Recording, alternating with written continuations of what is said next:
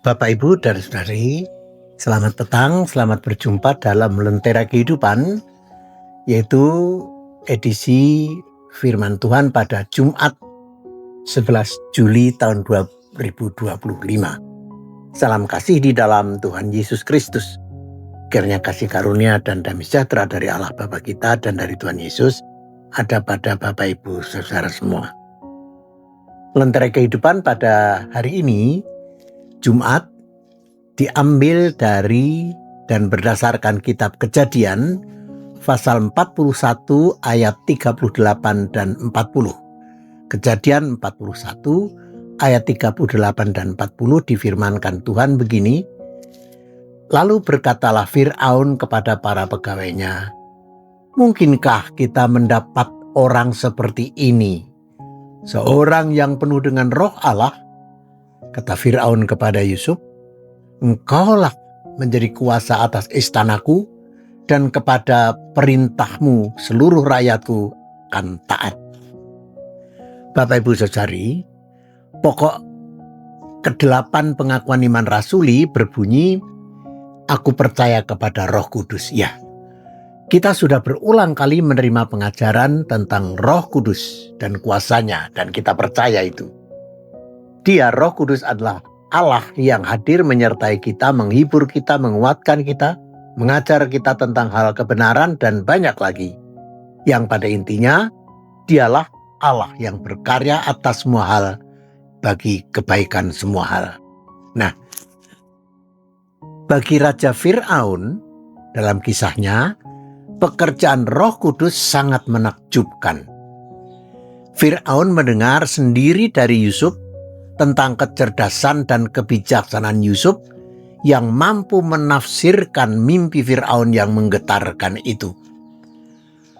Atas tafsir mimpi Fir'aun oleh Yusuf dan solusi untuk negara yang disampaikan oleh Yusuf kepada Fir'aun dan kepada seluruh pembesar negeri maupun para orang-orang pandai di Mesir, akhirnya respons Fir'aun adalah, "Mungkinkah kita mendapat orang seperti ini, seorang yang penuh dengan roh Allah?" Ya, Fir'aun memandang bukan pertama-tama pada pribadi Yusuf sebagai kepala rumah tangga istana. Bagaimanapun, status itulah abdi, hamba. Namun yang dipandang oleh Fir'aun ialah apa atau siapa di balik Yusuf, hamba itu. Yaitu ternyata roh Allah. Mana mungkin kalau bukan roh Allah yang ada pada Yusuf, sehingga Yusuf bisa sehebat itu. Nah, karena pandangan Fir'aun yang seperti itulah, itu menjadi jalan bagi Yusuf untuk naik pangkat, dijadikan penguasa di Mesir, di bawah raja, menjadi orang kedua di Mesir. Dari sini kita mengerti bagaimana kuasa Allah ada di dalam diri Yusuf, yang semula adalah anak muda Israel yang dijual oleh kakak-kakak saudara-saudaranya sebagai budak di Mesir, yang akhirnya dikuyo-kuyo, yang bahkan dituduh memerkosa majikan, tetapi karena potensi dirinya hebat, lalu dijadikan kepala rumah tangga istana. Dan sekarang menjadi orang kedua di Mesir. Itulah jalan Tuhan yang bukan hanya untuk kepentingan Yusuf sendiri, tetapi juga untuk kepentingan bangsa Israel keseluruhan, bahkan sebagai perwujudan dari rancangan agung Allah yang menyelamatkan dunia ini. Kuasa Allah dicurahkan kepada Yusuf, dan itu diakui oleh Fir'aun.